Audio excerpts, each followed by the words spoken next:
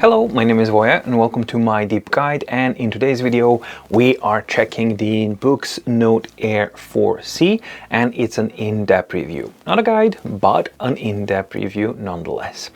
I actually was first like, it's so similar to the Note Air 3C, but as I started to actually use it, and especially as I started to run the gamut of tests that I normally run on the My Deep Guide, I started to get more and more surprised about, there's a little bit more than meets the eye with the Note Air 4C. So I think you might actually find the video in the results interesting. This unit has been sent to me by Boox, but I don't get to keep it or anything like that. I get to review it, share with you my findings, my opinions and everything, and then the device goes back to them. If you would like to support that type of independence and the work that I do on My Deep Guide, then please head on out to mydeepguide.com/shop. Plus it's end of the year, so it's a good time to actually renew your organizing skills with the new MDO 2025, and there's a 2026 as well available there. What's MDO? Hyperlink PDF file that satisfies all of your organizing yearly, quarterly, monthly, weekly, daily, professional or personal or needs.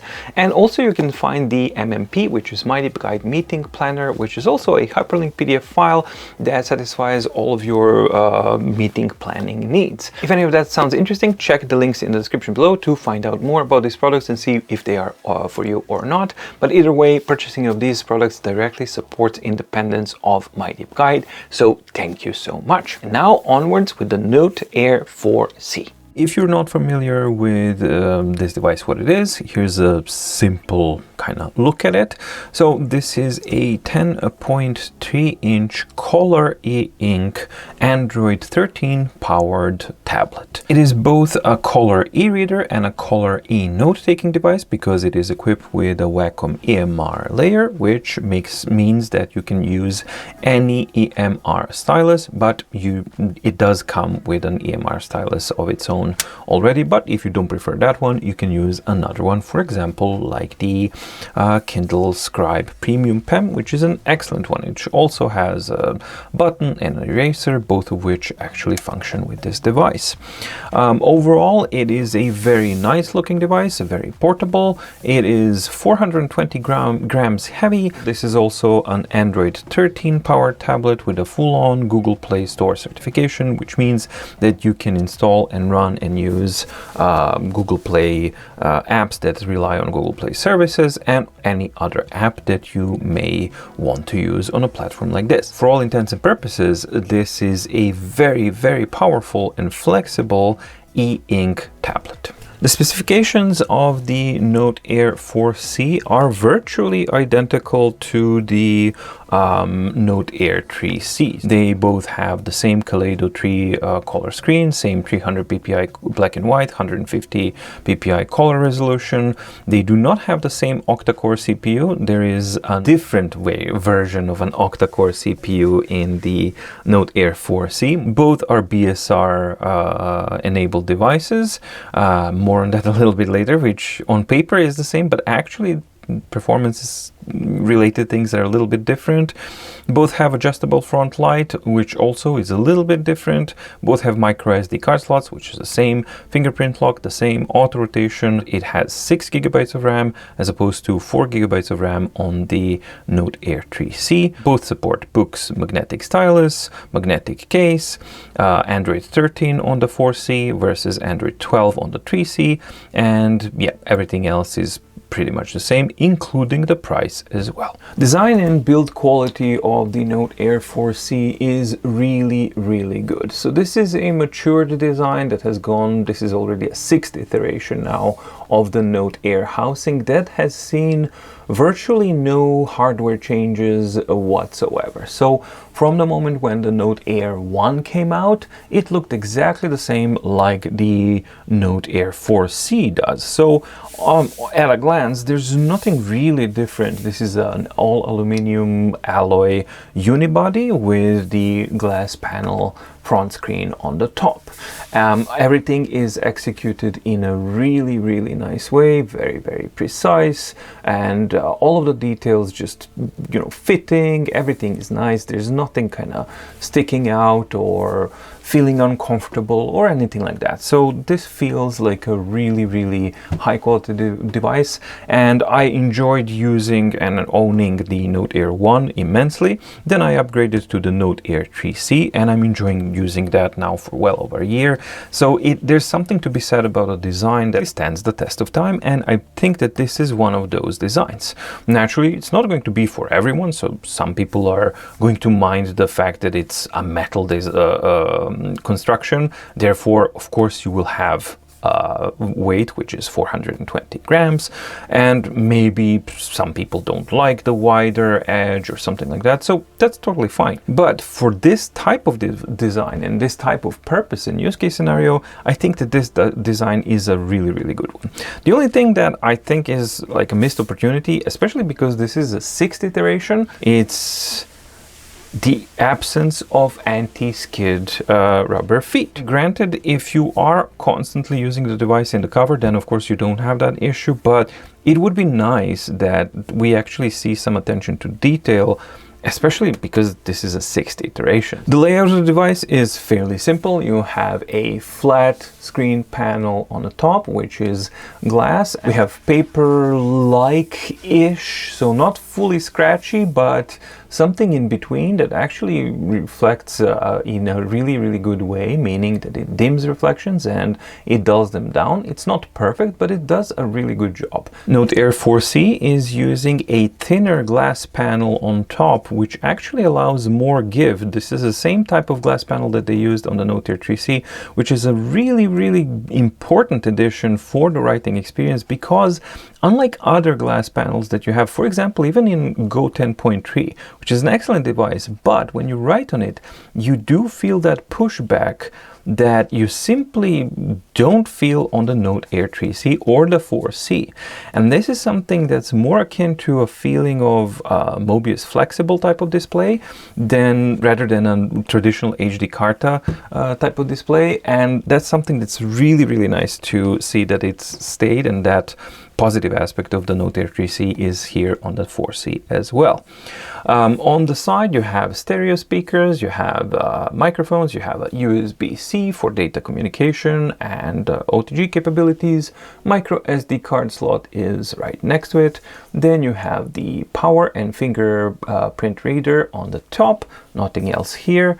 On the side, there's no indication, but this is where the magnet is to actually hold your pen. It doesn't really hold it super strong because there's a flat edge here and there's a curve there, so the contact position is really kind of minimized, and also this is a really slippery kind of surface. So again, 6th iteration, we haven't seen any meaningful optimizations here. The magnets are stronger than what we had in previous iterations, so it has been improved a little bit, but just adding stronger magnets is not really something that you can, I think I would expect more, and this is not a device that you can lift with. It's, no matter how much improved it is, you can't really lift the device via the pen alone, and therefore holding of the pen is not that good.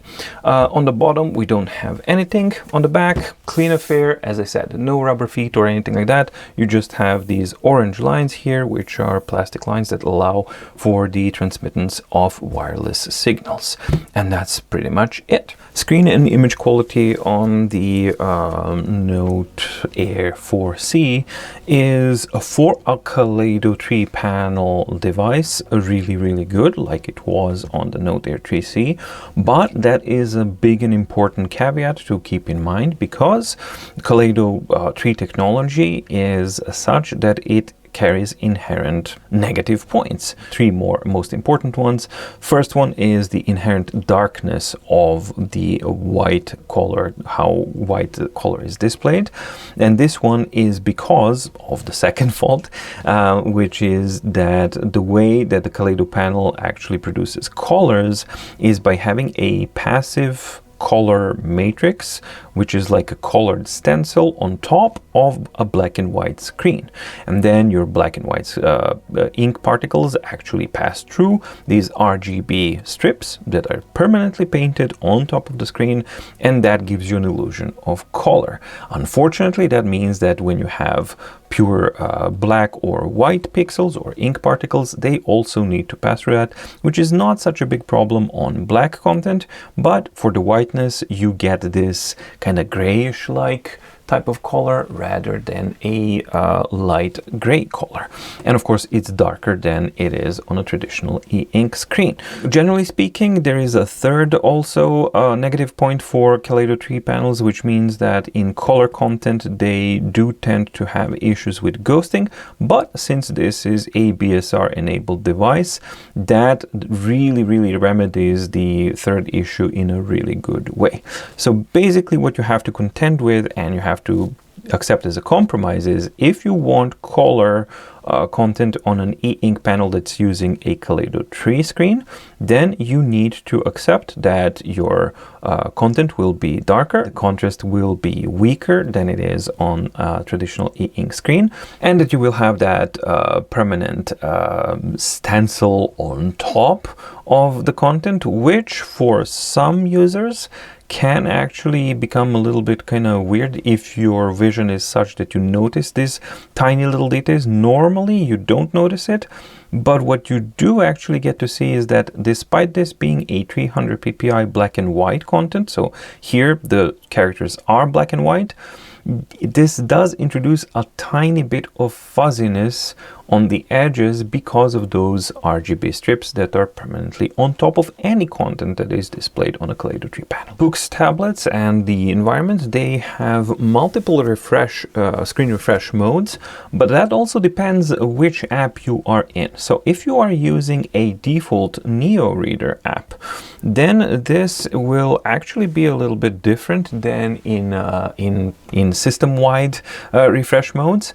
So for example, if you're reading an ebook or a document in Neo Reader, then you can choose between two refresh modes, which are Regal, high quality and the best quality that you can get, and Speed, which sacrifices details and resolution for gaining quite a bit more of speed. So you have additional more options here, but I'm not going to really touch upon them right now. I'm just going to focus on general functionalities here so that you can see what are the differences in the image quality when we are using different refresh modes. So right now I have opened an EPUB book here in Neo Reader, and I'm just gonna kind of swipe through a couple of pages here so that you can see how it renders all the way close up here, so that you can see how it renders characters, how it renders illustrations, and generally how it actually functions. These are examples in optimum lighting conditions with the front light off, to give you an example of how the screen will look like when you have optimal screen conditions. So it doesn't matter what type of content it is, because of 300 ppi for black and white content. Even when we have italics, I think that the display has enough details to actually display them in a good way. So generally speaking, this is the performance and this is the image quality that you can expect from reading an EPUB book with a combination of graphics and text. And now I'm going to switch to speed mode. So now I'm going to go to the speed mode, and you should be able to see a slight degradation of image quality in characters. However, this having a 300 ppi for black and white content only, color content is 150 ppi. So black and white content has a 300 ppi starting point. So when you degrade that from that starting point, that's not such a bad place to be in. However, color content starting position is 150 ppi at best. Sometimes it's even 100 ppi, and then you degrade from that. Then in speed mode, when you're just looking at color content, you will see a bit more degradation when you go to the speed mode. However, in the speed mode, it truly is a lot faster. And you can see what I talked about, that the color is way kind of more washed out, simply because it cannot be saturated enough, because there's no it doesn't use enough ink cells to actually fill it in. However, the performance is significantly improved, and much more importantly, one of the things that I talked about, which is the ghosting performance, right? So now in speed mode, you should theoretically have increased ghosting, and granted you do get some. So let's try and focus on this area here. So we have this area here, well, where we have a lot of text. Then we switch off to nothing. And then you have ghosting, but you can see the BSR technology actually working its way to clear all of that up. And the way that it works is like longer you keep something on, then it's gonna kind of imprint and now it go fade away. So even in speed mode, where you do have the compromise between resolution and ghosting for getting this incredible, for e-ink devices, incredible type of responsiveness of speed, I think that this is a really, really good balance and a really good compromise for general reading. But of course, if you prefer to have the best quality, then you can definitely use the Regal, because you can see that it just pulls the image and contrast and everything. There's definitely a meaningful difference, and in Regal you do not have ghosting issues either. So this, for example, is a PDF document which has a very small type of text, but the combination of formatting capabilities and everything of the Neo Reader, that makes it possible to actually customize this in a certain way. And a couple of things that you really want to make sure is that your text enhancement is set to 0, because by default it's not, and that just creates some ugly type of thickness to the font, which is really not nice. And you really do want to use fit width, because that will make sure that the content actually fits to the width of the page. If that's not what you want, because when it fits to the width, when you go to the next page, it will go to the end of the page and then next page, right? But if you want to see the entire page displayed at all time, then you can just go fit screen, then it's going to fit the content as best as it can to the entirety of the screen. However, what I'm focusing on now in this section is the image quality, and right now we are in Regal mode, refresh mode, and I'm just going to flip through several pages so you can see how it actually displays both color and black and white content in a PDF document, which is inherently smaller, with smaller fonts and quite thinner fonts.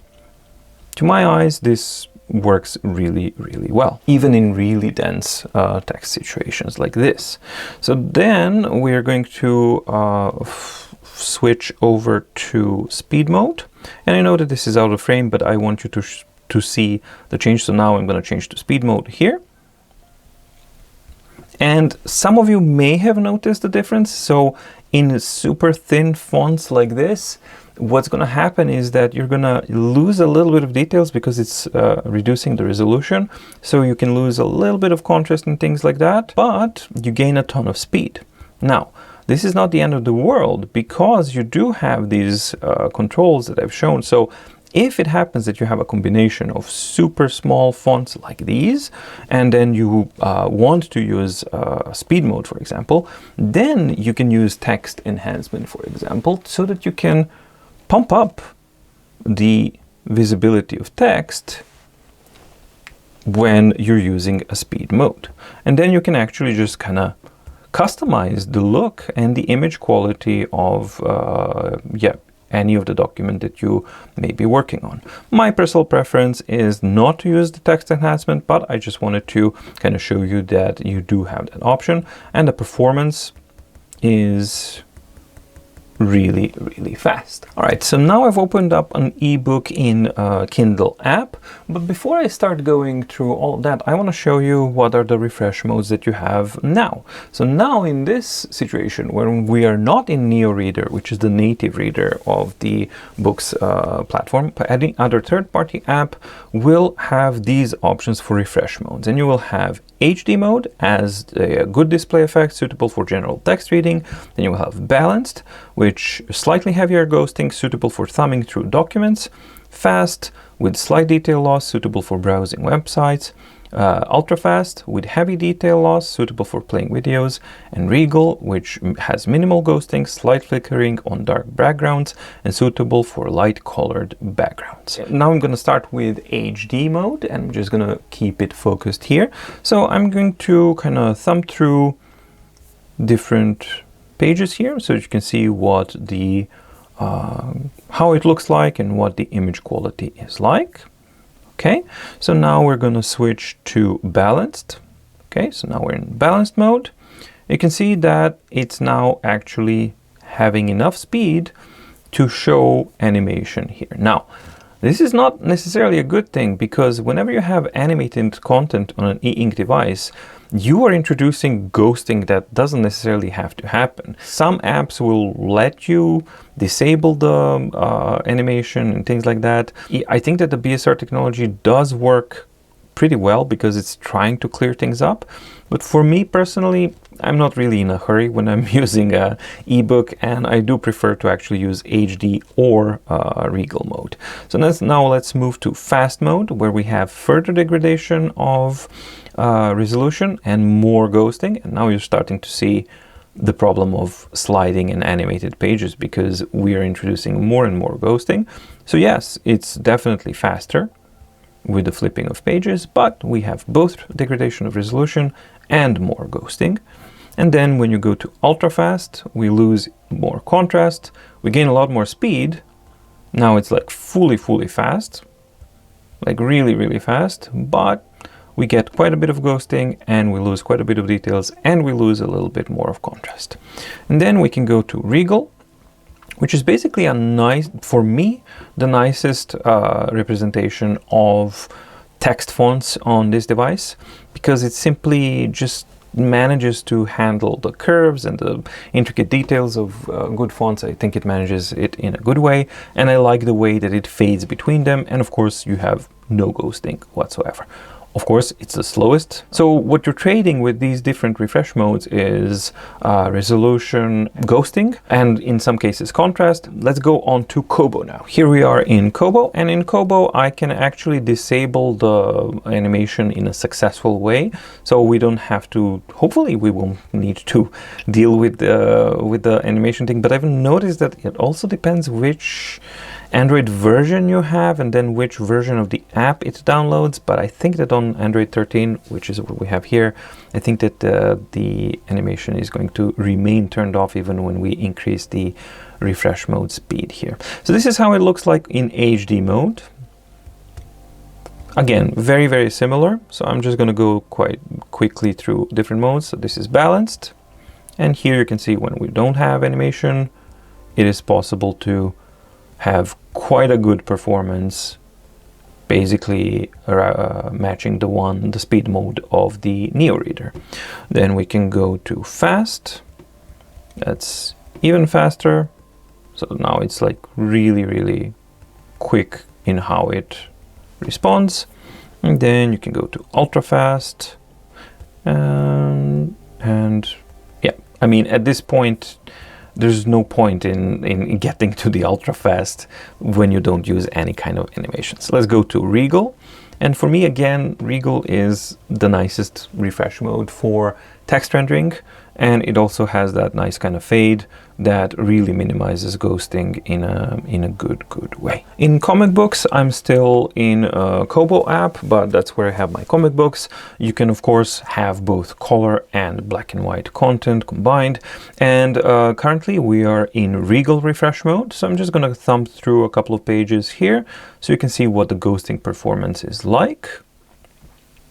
And we do have ghosting here. So for example, depending where you're coming from. So here we have Shinjuku's silhouette here, and when we move, then, well, this time we didn't have that much. Well, if we go back, maybe, let's see, 1, 2, and 3, sometimes you will have remnants of the previous image. Theoretically, you shouldn't get those instances, but some of you probably have noticed that we've had, that I could notice the silhouette on the one of the pages. So that's that inherent problem with the Kaleido tree, especially in color content. The ghosting issue is really severe. But the BSR technology and these multiple refresh modes offer multiple ways to combat that in a really good way. Overall, I'm very pleased with the color content, especially for comic books. It just looks very nice to kind of read and thumb through. Now we can actually switch to HD mode, and I'm just going to go through the same images here with HD, and you can see that now the ghosting is more pronounced. Yeah, there we go. So this is a very difficult example, difficult solution for this panel to do, and it just can't kind of do it in a proper way. And more often than not, this is the problem that the Kaleido tree panels have. When you're going from high contrast changes, it just can't do it. So if you're looking for something like this, that you're going through this type of content, I do recommend Regal refresh mode for that, because as you've seen, it does make a significant difference in ghosting here. So this is HD mode, going from this page to this page, like every single time we have ghosting, right? And if we switch to Regal mode, we have deep cleaning and a deep refresh, which most of the times, not 100%, because it will still sometimes happen, but most of the times it will give you the best ghost-free experience that you can actually get on this panel. There's no point in actually going to balanced for this type of content, because both the ghosting and the image degradation and the contrast is now starting to get in a really bad way, and furthermore you get, worse it will get. So of course, yes, you get more speed, but the image degradation is starting to get to be quite bad. The ghosting is starting to be really prominent. Well, it's still okay, actually better than on HD. That's surprising. Depends, I guess it depends how you work with it, but for me the colors are losing cohesion. Red is becoming pink, and it's just kind of starting to fall to pieces. And then when you go to ultra fast, then you lose pretty much all of it. So you gain speed. You can definitely do this, right, which is impressive and it's nice. But I don't know about you, but when I'm reading comic books, I like to have a nice combined kind of experience.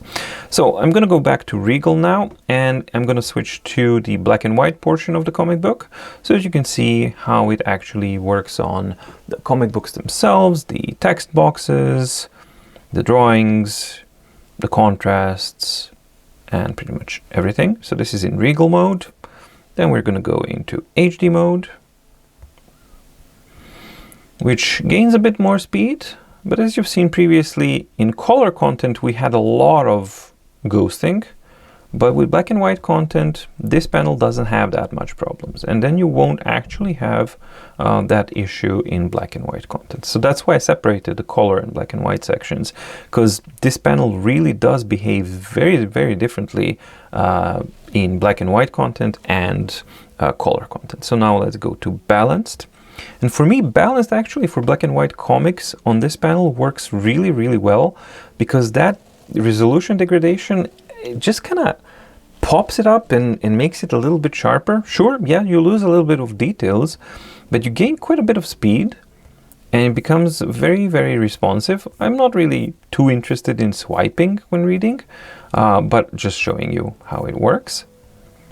But the image quality itself and the character of the image just lends itself, for me, the balanced mode lends itself really nicely for these types of comic books. Then we go to fast, where we lose even more details, but now we actually are starting to get ghosting happening. Mind you, it's nothing really terrible, but compared to previous modes, you're starting to notice ghosting. So there we go. But you can see the BSR actually just really working its thing, and it goes away. And now let's go to ultra fast. And in this mode, you can actually clearly see the panels being animated and moving around. And the BSR still works, see? It just takes a bit more time, and it's not as aggressive nor as effective. So it takes a longer time to deghost, and it never really deghosts to that level of depth as it does on other modes. And let's go to Regal finally. So this is the Regal mode, which is the nicest mode. So if you want the most faithful reproduction of the drawings, then the Regal mode is best in my mind, I think, both for color and black and white content. But for black and white, I personally prefer to use balanced, because it just looks really cool. And finally, for content that contains graphic-rich images or even photographs, I think that this device really lends itself in a really good way, especially when dealing with really difficult type of content where you have combination of small, precise type of text with images and different colors and different kind of contents. I think that it manages to kind of strike a really good balance in these options. And of course, you don't have the banding. By default, you will have banding, but you can turn that off by going to the contrast setting and making sure that you turn the image smoothing on. So this is a good example. You will have color banding here without image smoothing, and now turning image smoothing on, which is basically a dithering filter. If I manage to find the button, there we go. And now it just smooths things in a nice way. So I think that the rendering of images here on this one is really, really nice. And it just looks like a combination of a magazine, and it's, I don't know how to kind of combine it, but it's just very pleasant to look at, and it's very, very pleasant to read. Now, this is the Regal refresh mode, right? So we don't have any ghosting, and you get that depth refresh mode so that you can have a really, really good performance even on color content, which is difficult for this display to do, especially something like this, where you have big white letters here, and then on the next page, you don't see any of it actually displayed. Front light on the Note Air 3C is slightly differently configured. I'm going to turn on the front light and you can see how it is balanced. Now I'm going to switch to the empty page so you can just focus on the light. And this is the intensity of the light around halfway. And if we go to the maximum, we can see that it brightens things up quite a bit. I'm just going to lower the intensity a bit so that the camera doesn't complain, so that you can see the uniformity and the character of the color better, because I think that this represents, this is capturing, the camera is capturing it, this intensity, the colors really, really well, so that you can see how it looks like. So the first thing that I noticed is that the absence of that darkening on the side, which was present on the Note Air 3C and other devices that were previous generation Kaleido 3 panels, that's no longer here, which is a nice thing to see. The combining thing is similar with the Palma 2. I can't really, I think that the blue light is different. It has a greenish tint, and that means that when you're combining them at the lower levels, it's just more difficult to get the white type of color, which was not that difficult to kind of find on the Note Air 3C. So the range is quite good. So here you can just simply lift the light a little bit to brighten up the screen to compensate for that darkness of the Kaleido 3 panel. In reality, I doubt that I would use the front light at any intensity higher than 50%, because this is more than enough. But the system does have that ability, and it does have the ability to glow at you if that's what you're looking for. So overall, I think that there's improvements and a bit of a step back with the front light. Improvement is in uniformity and the overall kind of pleasantness of the front light, but at the same time I'm missing that ability to get that whitishness or the neutral type of color. I think that that has to do with the change in the hue of the blue or the cold light on the front light. And this is what I mean. So here on the right hand side we have the Note Air 4C, and this is my Note Air 3C, and this is the difference in the front light itself. The intensity is higher on the 4C, so I'm just gonna try to match it, but when I try to match it, I'm not getting this more pleasant kind of character. Yes, I do get the darkening spine here, which I don't get here, which is kind of nice, definitely.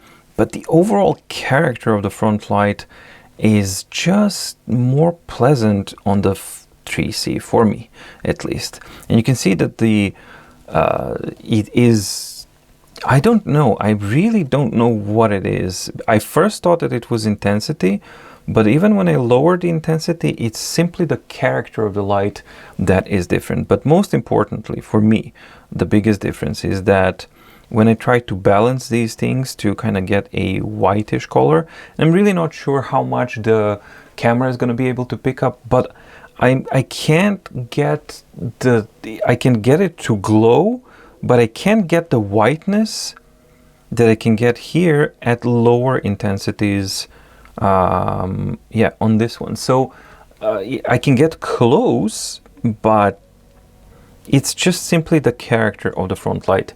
It's a different front light, and maybe it's a personal preference type of thing, and I've been using this one for a year, so as I said, there's definitely a difference here. This is brighter, but I don't know. As a character kind of thing, I prefer the character of the light on the 3C a bit more. Battery life on the Note Air 4C was actually a surprise to me, because this is the first time that I've observed and measured a BSR enabled Boox device that performs largely on par with the regular e-ink non-BSR enabled device. So here I have Boox Note Air 1, 2, 3, 3C and 4C, with the 4C being the green one in this list here. And the testing methodology is standardized by flipping a page every 20 seconds continuously for 1 hour, and then I extrapolate the values from there, and I repeat it with the front light at 100%, 30 or 50%, depending on if it's a Kaleido screen or not, in this case 50%, and with the front light turned off.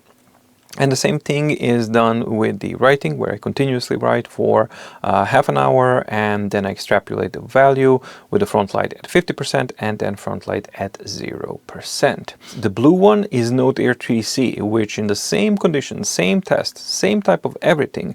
Note Air 3C, expected battery life with the front light at 100%, 8.33 hours per charge of continuously flipping pages, while the Note Air 4C was 21 hours of page flipping, which is basically equivalent and a little bit stronger than the Note Air 3, which is the monochromatic non-BSR enabled device.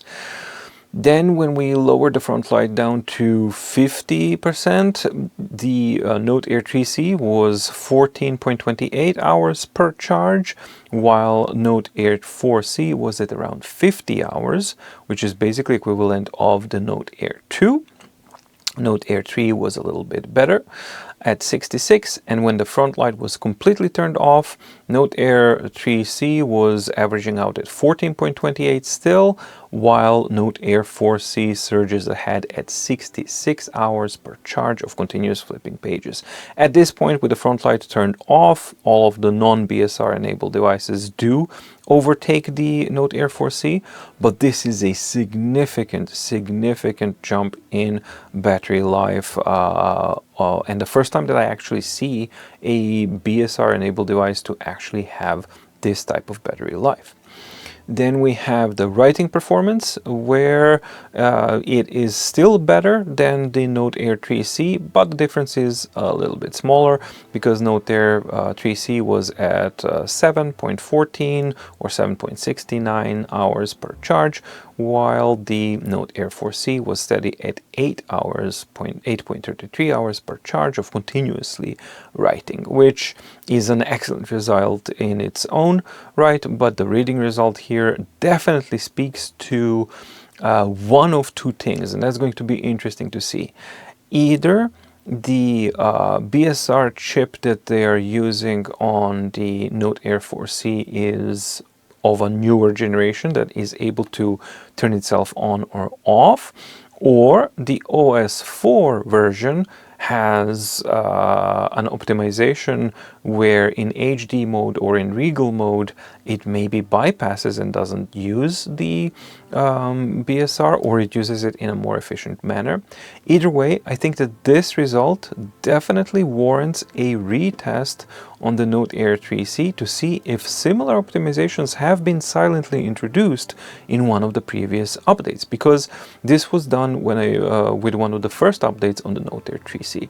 So Very, very interesting results, but even so, without context, like even on its own, these are excellent battery life results for the Note Air 4C.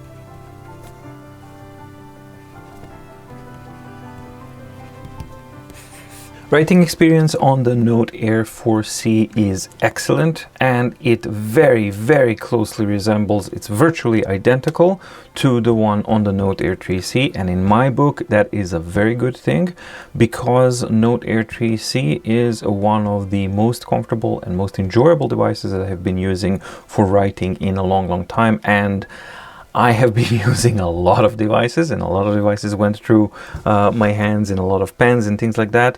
Sure, well, I'm not a fan of this pen. The nib combination with this screen actually is nice, especially if you pair it with a better quality pen. Like I already mentioned previously, the Kindle Scribe Premium pen I think is a really good fit for this device, especially because it takes the same type of nibs, but it also has an eraser on the back which works with the device, and it also has a button that works with the device. The things that make the writing experience really good, excellent on the Note Air 3C are the precision. So what I write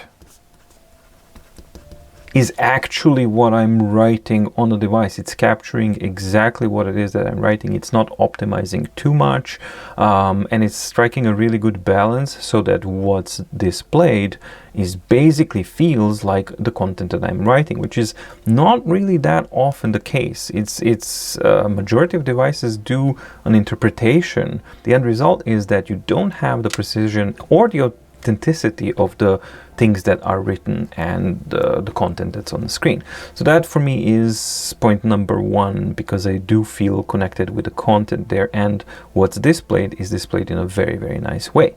The precision is there, the contrast, despite it being a Kaleido 3 screen, so for a Kaleido 3 screen, the contrast is nice. The writing latency is excellent, but I think that the biggest point here is that thin glass layer on top, which actually adds a flex and a give, and it just feels so comfortable when you start adding pressure of writing on the screen, that you have a surface that's actually giving a little bit, and it's not pushing back like hard glass, which is the case on so many devices, including the Go 10.3, unfortunately. So I personally prefer the writing feel and the writing experience of the Note Air 3C and the Note Air 4C quite a bit more than the one on the Go 10.3. When I performed the D.E.S.T.A test, I was very pleased to see that not only did it perform that the Boox Note Air 4C was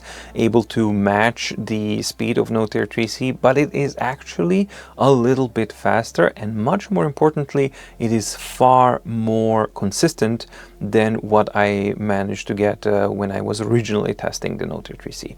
Granted, I should probably rerun the test on the Note Air 3C as well to kind of see how it performs now, but Note Air 3C writing latency was at 17.54 milliseconds, and Note Air 4C is ahead at 17.07 milliseconds, second only to the remarkable Paper Pro. It was interesting for me also to see that the kinetic friction coefficient compared to paper, so that means how resistant is the surface of the screen when compared to the paper, was actually a little bit more resistant than the Note Air 3C. Nothing really dramatically, but measurable difference. It's much more on par, almost equally resistant in type of resistance than like the remarkable Paper Pro is, at 46.21% of surface resistance when compared to the paper. My personal feel is that when I'm using it, that there isn't that much of a perceptive difference between the two,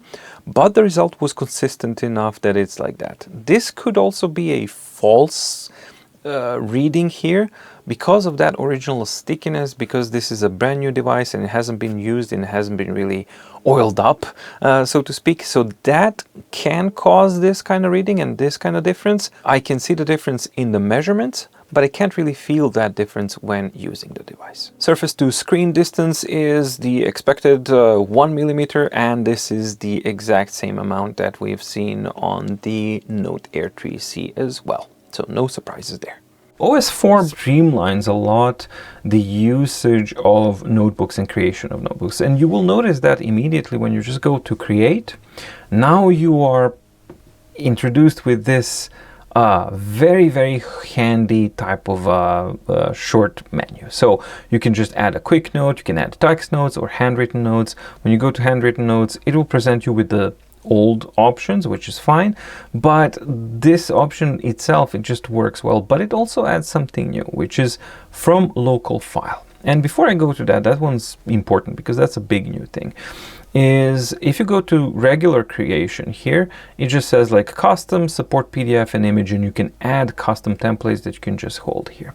Now, previously, the way this worked on pre-OS 4, you would actually have to have a dedicated note template folder, this one here. This is actually not needed at all. Now it actually allows you to use any file from anywhere when you're creating your note, and that works like this from local file and gets you into a file browser, right? So you can go here and it's like, oh, where do you want to go? Okay, so I want to go to storage, I'm going to go to MDO. I'm gonna use my MDO, which is the hyperlinked PDF planner that you can find on mydeepguide.com/shop.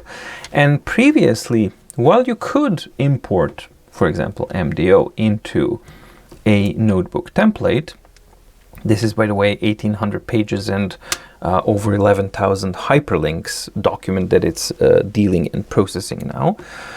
The problem previously was that if you were to use a hyperlinked PDF file as a template for a notebook, it would not retain hyperlinks. Therefore, you couldn't really use notebook MDO as a notebook template on a pre-OS 4. That's no longer the case because in OS 4, it actually imports the hyperlinks as well. So I'm gonna cut until, no, I don't have to cut because it's finished processing, all right? That's my printer shutting down and interrupting. And the whole point is that, yes, now I have this, but the hyperlinks actually function. And this is really, really important because all of the functionalities that you have in a notebook are now applicable and usable in an MDO styled type of a document, for example. And most important of which, and that's the most usable one, your entries can be searchable. Because if you use AI, because this is a notebook, right? So you go to text recognition, your entries can be searchable, right? And if I go to search, there's search. It's searching through almost 1,800 pages, and it will find them once it goes through the whole thing.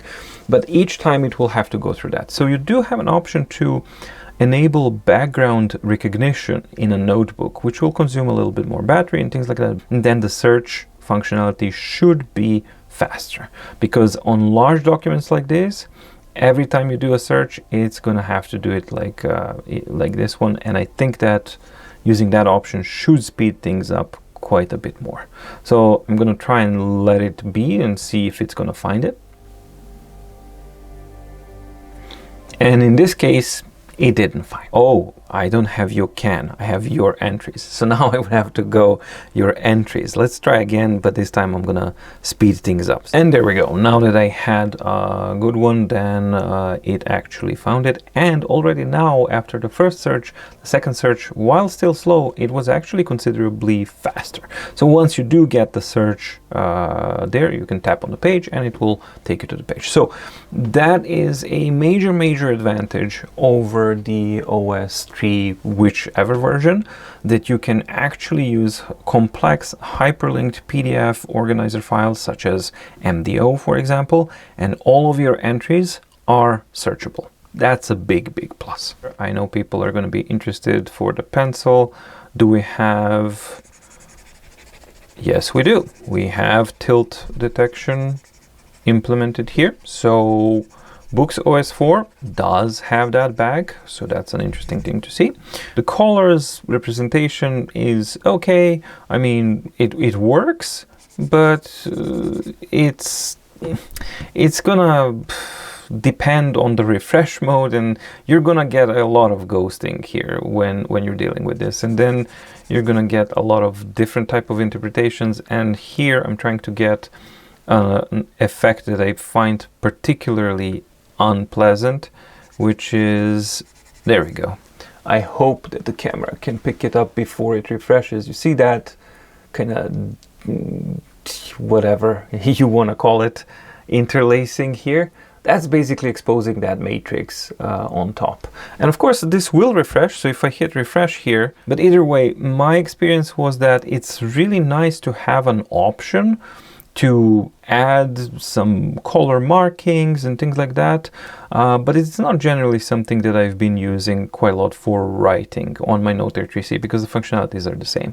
What is actually really good about these is when you combine it with different tools, because here you have tons of tools. For example, because you have shapes, right? So if I draw, I don't know, oh, they added new shapes as well. That's interesting.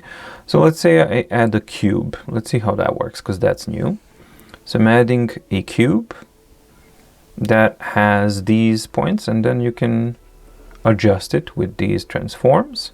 I believe that I should be able to kind of move it down here, and let's set that as a position. Okay, cool. So now I can go into fill. Yep. And the fill tool will fill enclosed areas. In this case, I can fill, let's say I'm going to fill this side. So it's going to fill that part this way. So I can just go like this. And then we have that part of it filled in.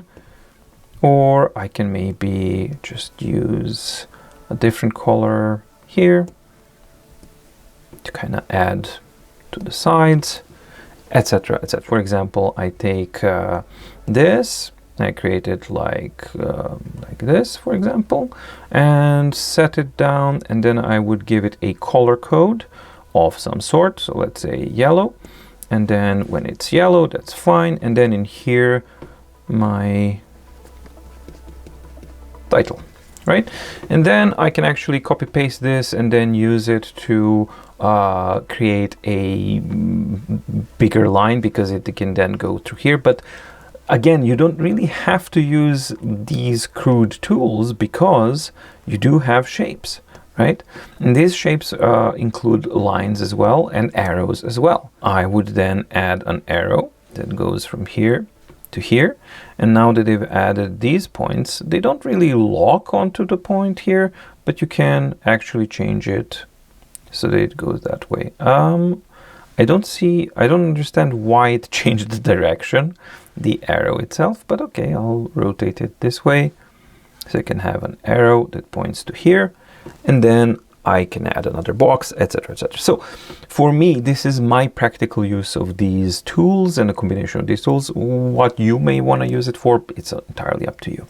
The other options that you have in notebooks are also kind of generous. You have quite a lot of control over the gesture control, and this actually is quite necessary, mainly because the palm rejection on Boox devices is not really that good. So I tend to personally disable pretty much all of them and then use the top buttons here, and I control everything with my pen. But one of the new things that you have on the OS 4, which is quite nice, or maybe I haven't noticed it on a previous version, but you can disable hand touch system-wide. And then you can just use your pen to control everything else, and you don't have any problems of mists, palm rejection, and things like that. Your system gestures will still work, but you can actually have that. So I found that actually an interesting thing to see. You have AI recognition, which can actually help you kind of recognize shape and complete a shape, and lasso recognition, which can be useful, and scribble recognition. But these two can be kind of, depending on your habits, they can be confusing, because I tend to write down things and then circle things that are important for me.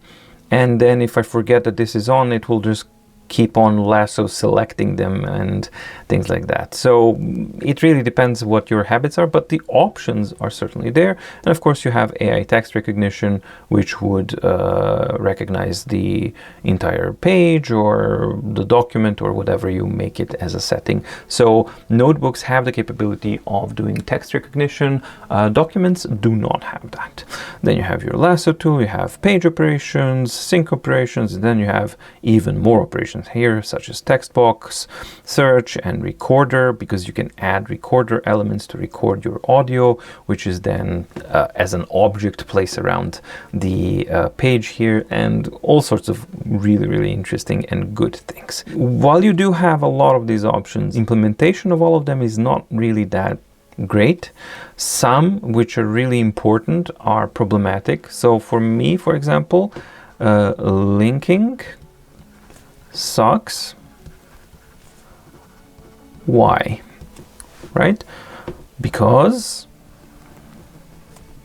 this. Okay, so let's say normally the way I use these things is I would list options here on, for example, chapters for my notebook where I want to link to another page to. And then I would list them like this. And then I would insert a link. For me, the simplest way of inserting a link is lassoing around, and then you can just go insert a link. Okay, so I'm going to link to notes. I'm going to link to this, not my favorites, but actually recent notes. And now we're starting to get to the sucky part. I'm just trying to link to a page in my existing notebook, and already the defaults and everything that's presented is such that I have to dig through menus and look to these things, and it's like, okay, so oh yeah, here we go. So what did I originally want to do? Oh, I want to link to page. Okay, cool, fine, I added a link. Oh, how do you want it to look like? I don't know. I just, let's say just icon only. I don't want you to display anything. Okay, cool, there. So this, he kind of interpreted that I selected all of this. Okay, fine. So how do I remove this link? I would like to remove it. So I'll try and do this. I don't have a link option, but I don't have an option to remove the link either. How would I do that? Okay, so that didn't work. Let's try and go back and basically undo. Okay, cool. I didn't do too many things, so I could undo. So let's try again. This time selecting like this, because it's going to be very smart. There we go. Now we have a good selection here. So link to notes. Oh, even though I did it previously, again, I have to do the same thing. So I have to go to recent notes, link to page, battery test, wait, and then here.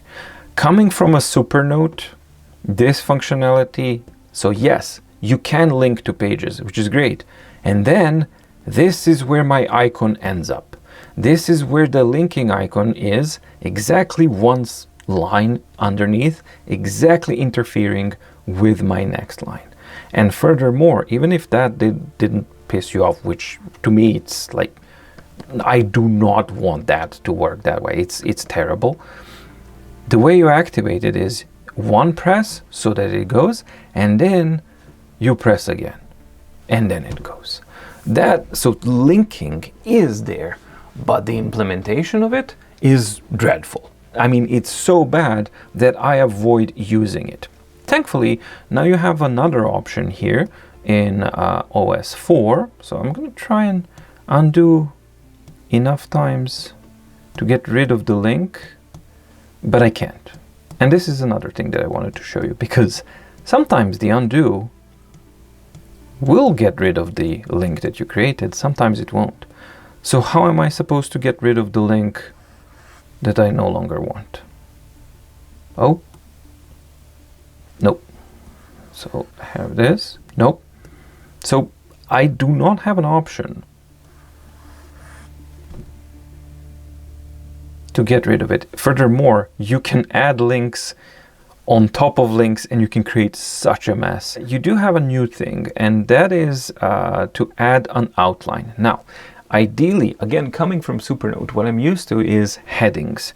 So that the way they function is you select a heading of some sort and you turn this into a heading. And then when you turn it into a heading, it automatically adds that page to the outline or to the table of contents of a notebook, which is incredibly useful. Now, it doesn't work like this here, but you do have the option of adding outlines. Now, let me just try and remember where that option is.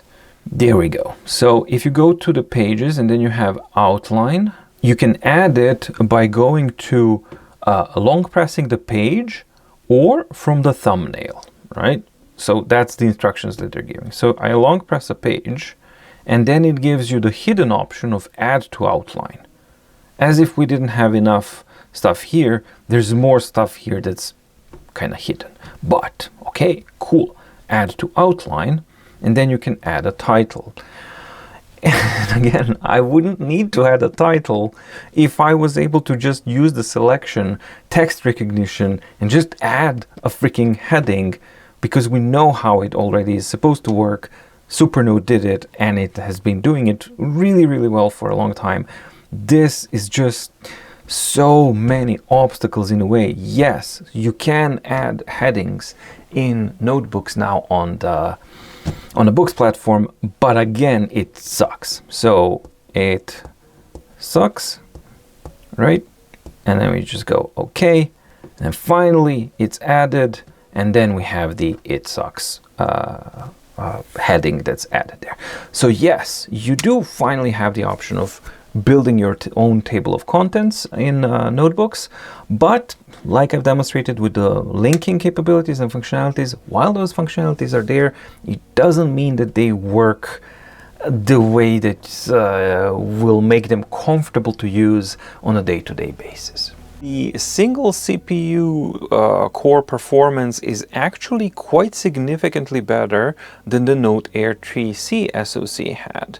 So we have 438 for the single core performance on the Note Air 3C and 677 on the Note Air 4C. Of course, Tab Ultra C Pro, really not a competition. I'm just putting it there so that you can see how more dominant a proper Snapdragon CPU is, even with a single proper core, but okay. When comparing apples to apples, yeah, Note Air 4C, absolutely much better performance in both single and multi-core performance, because it dominates here as well. And the overall compute score is much higher. That's the GPU performance. It is actually more than double, almost 2.5 times better than what we have on the Note Air 3C. When we get to the PC mark, the same trend actually continues, which makes sense. The overall work score, this is not, it's still a synthetic benchmark, but it performs automatically combined types of tasks that are more resembling to what a real world performance would be. And even here we have a significant performance difference between the Note Air 3C and the 4C, with the Note Air 3 being at 5,286 and a Note Air 4C at 6,919. Actually closer to the Tab Ultra C Pro than it is to the Note Air 3C. The storage score is where things get a little bit kind of different, and the next test actually exposes why that is. where the Note Air 4C actually scores a little bit lower. Nothing significant, but a little bit lower than the Note Air 3C with 14,026 versus 14,788. And the pass mark performance test, I think, is an important one because it does give a much more kind of segmented look at what's what and where the differences in memory performance are, or overall performance are. So we can see that the CPU score consistently with other benchmarks, Note Air 4C performs better. The memory also performs better. The disk read and disk write speeds are actually a little bit lower on the Note Air 4C, and this is why we saw that lower storage result in the previous PC Mark test, because the read and write speeds are actually lower than they are on the Note Air 3C. Then we have a massive difference in the 2D graphics score, where Note Air 3C was at 8,899 and Note Air 4C is 13,847, which is a massive, massive jump. And to me, for a tablet of this type, this kind of 2D graphics score is far more important than the 3D graphics score, which is also higher, significantly higher than the Note Air 3C. But this jump is far more important because you are much, much more likely to rely on the 2D graphics performance than the 3D graphics performance on this type of a tablet. So across the board, everything except the disk read and write speed in all of the tests, Note Air 4C has dominant performance over the Note Air 3C. One of the major strong points of all of Boox platforms is the fact that they are Android tablets underneath it that are Google Play certified, and that means that you have full-on Google Play functionality at your disposal. And when you combine that with the ability to use different refresh modes, that means that you can actually use it really, really normally as you would any other tablet. I wouldn't personally consume media on it, like videos and things. You can play it, but it's not a great experience. You can install any browser that you want, so I prefer Edge in this case. So no, not now, no thanks.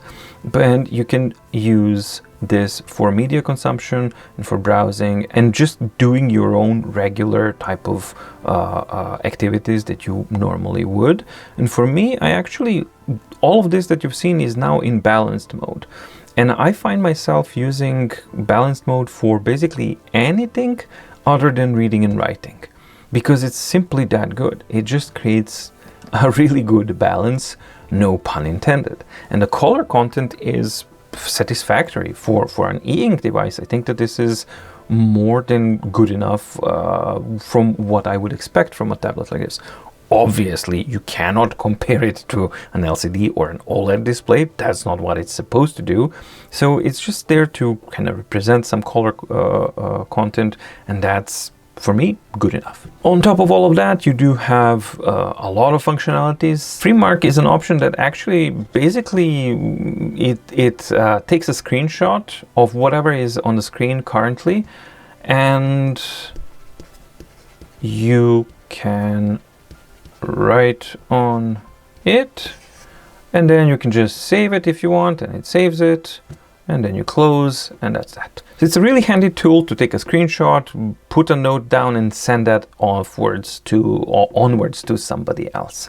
You do also have the ability to use a split screen mode, take a screenshot, a scroll-in screenshot. You can also take a screen recorder, you can do Miracast, you can do a hotspot. I mean, there's tons and tons of functionalities here, which adds to the versatility of the Note Air 4C. Theoretically, there are also benefits of the OS 4, but those are right now at the moment. The state of the OS 4 is quite buggy in some areas, and I wouldn't really count on them. Some of the features and functionalities are genuinely very, very useful, and I would actually kind of summarize them to maybe just a handful. The first one is not the ability to add your own widgets, because that's very, very buggy if you're trying to use third-party apps. And on that, I'll cover that more in the dedicated video when I'm going through the OS 4 itself. Boox widgets do actually work, and they offer quite nice shortcuts for memos, notes, library, and all that kind of stuff. So that's definitely useful. But by far, for me, the most useful kind of thing is this shortcut here, because this functions like any other Android shortcut, and you can just long press any of the icons here, and you can now move them around, and you can just slot it in there. And now it expands, and then you can add it there. So for example, I could just add notes here as well, and then I can have my notes, so library, notes, Google Play Store, storage, settings. And maybe I could just get rid of this over here because I don't really care about it. Now I have these options, and they basically stay throughout most of the screen options here, which means that whenever I'm at home, wherever I go, at the fingertip I have access to all of the apps that I want to use most, aside from the things that I've already mentioned regarding the benefits of the notebooks functionality in the OS 4. And finally, I'm just going to mention the cover, which is exactly the same as before, just different color. So outside it's always almost the same type of color. Inside it's nice and plush material, kind of greenish color. It's magnetic, so basically you just simply slot the device in. It's auto wake up and sleep. It doesn't use that strange detachable flap that they used on the Go 10.3, so that actually works, and it holds the pen well, and it's a nice package overall. But for me, the biggest advantage of this type of cover is the modularity and usability of it. So you can transport it and use it as such, so it's an origami feature, and then you can use it like this and then type. And because it's a Bluetooth enabled device, you can hook up your Bluetooth keyboard. Then if you don't want the super vertical, you can actually put it like this and then use it like that. But most importantly for me, the option that I use most of the time is this origami feature. So you push it up and here, and then snap it there, and then you have a vertical stand, which is so good, and I find myself using that all of the time on my Note Air 3C, and this simple thing basically transformed how I use my Note Air 3C and how flexible it is. So the flexibility of the cover is really good that they haven't changed that, because for example, Go 10.3 inexplicably doesn't have that. Has that stupid detachable flap, but it doesn't have this origami multi functionality, which is kind of ridiculous. But another inexplicable thing about this is that 6th iteration, and we still do not have the hole for charging the device while it's in the state, in the cover. Instead, you have to open it up and then charge it like this. Why? I don't get it. It's as strange as it is for me that the 6th iteration of this design doesn't have anti-slip pads, that doesn't have this either. Yeah, missed opportunities. So it's conclusion time for the Note Air 4C, and as usual we start with the cons, and the first con for me would be the sluggishness and that first stroke waiting in the notebooks. This is something that's very noticeable and very much in the way. However, I also know that this is a thing that can be fixed via a software update, so hopefully that is something they get to do sooner rather than later. Similar type of thing, another bug, OS 4, quite buggy I state it seems to be, but the disappearing content on the notes when writing, very disturbing and pretty much a con at the moment, because it has happened twice or maybe even 3 times.